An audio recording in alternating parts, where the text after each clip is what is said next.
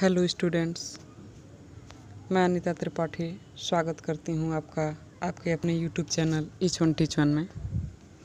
Students, आज हम सर्वनाम पढ़ेंगे। कल मैंने आप लोगों को संज्ञा और उसके प्रकार बताए थे। आज हम सर्वनाम के बारे में जानते हैं। तो आइए स्टूडेंट्स, सर्वनाम से आप क्या समझते हैं, हम इसको समझते हैं। सर्व का अर्थ है सबका, यानी जो शब्द सब नामों संज्ञाओं के स्थान पर प्रयुक्त हो सकते हैं वे सर्वनाम कहलाते हैं। अर्थात संज्ञा के स्थान पर प्रयुक्त होने वाले शब्द को सर्वनाम कहते हैं।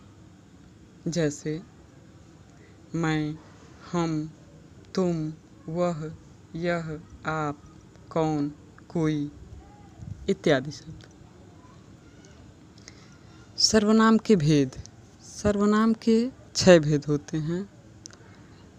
पहला पुरुषवाचक सर्वनाम, दूसरा निश्चयवाचक सर्वनाम, तीसरा अनिश्चयवाचक सर्वनाम, चौथा संबंधवाचक सर्वनाम, पांचवा प्रश्नवाचक सर्वनाम और छठवां निजवाचक सर्वनाम।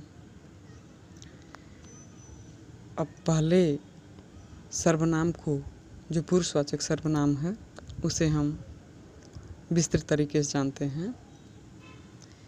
जिस सर्वनाम का प्रयोग वक्ता या लेखक खुद अपने लिए या श्रोता या पाठक के लिए अथवा किसी अन्य के लिए करता है वह पुरुषवाचक सर्वनाम कहलाता है। पुरुषवाचक सर्वनाम 3 प्रकार के होते हैं। पहला उत्तम पुरुषवाचक सर्वनाम। इसमें जैसे ये होता है, उदाहरण के तौर पे मैं, हम, मुझे, हमारा। दूसरा होता है मध्यम पुरुषवाचक सर्वनाम, जैसे तू, तुम, तुझे, तुम्हारा। अन्य पुरुषवाचक सर्वनाम जैसे वे, ये, उसने, इसने, यह, वह इत्यादि। स्टूडेंट्स, दूसरा सर्वनाम आता है निश्चयवाचक सर्वनाम। जो सर्वनाम किसी व्यक्ति, वस्तु इत्यादि की ओर निश्चयपूर्वक संकेत करे वे निश्चयवाचक सर्वनाम कहलाते हैं। इनमें यह, वह, वे सर्वनाम शब्द किसी विशेष व्यक्ति आदि का निश्चयपूर्वक बोध करा रहे हैं, अतः ये निश्चयवाचक सर्वनाम हैं। तीसरा पॉइंट है अनिश्चयवाचक सर्वनाम। जिस सर्वनाम शब्द के द्वारा किसी निश्चित व्यक्ति अथवा वस्तु का बोध न हो वे अनिश्चयवाचक सर्वनाम कहलाते हैं। इनमें कुछ और कुछ सर्वनाम शब्दों से इसमें कोई और कुछ सर्वनाम शब्दों से किसी विशेष व्यक्ति अथवा वस्तु का निश्चय नहीं हो पा रहा है, अतः ऐसे शब्द अनिश्चयवाचक सर्वनाम कहलाते हैं।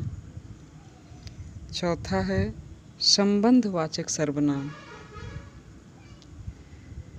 परस्पर एक दूसरी बात का संबंध बताने के लिए जिन सर्वनामों का प्रयोग होता है उन्हें संबंधवाचक सर्वनाम कहते हैं।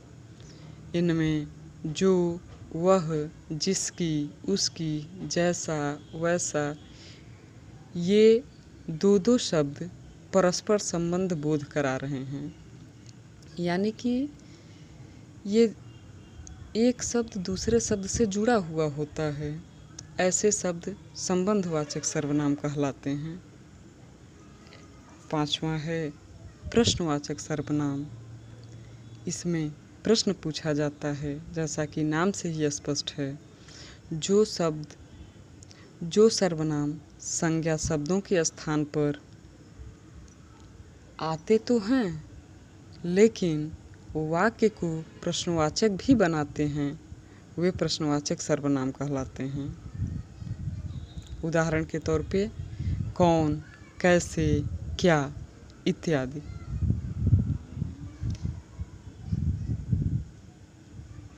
अब निजवाचक सर्वनाम को हम जानेंगे, जो कि यही अंतिम सर्वनाम है। निजवाचक सर्वनाम वो होता है जहाँ वक्ता या लेखक अपने लिए आप अथवा अपने आप शब्द का प्रयोग करता हो, वहाँ निजवाचक सर्वनाम होता है। जैसे मैं तो आप ही आता था, मैं तो अपने आप ही यह काम कर लूँगा, मैं तो ये स्वयं कर सकता हूँ। ये सब अपने आप को दर्शा रहे हैं, ये निजवाचक सर्वनाम है। तो स्टूडेंट्स, मैंने आप लोगों को आज सर्वनाम पढ़ाया। उम्मीद करती हूँ आप लोगों को ये पसंद आएगा। यदि आप लोगों को मेरा पढ़ाया पसंद आता है तो प्लीज़ लाइक करें, शेयर करें एंड कमेंट करें। साथ ही यदि आप मेरे चैनल पे नए हैं तो सब्सक्राइब करना ना भूलें। धन्यवाद।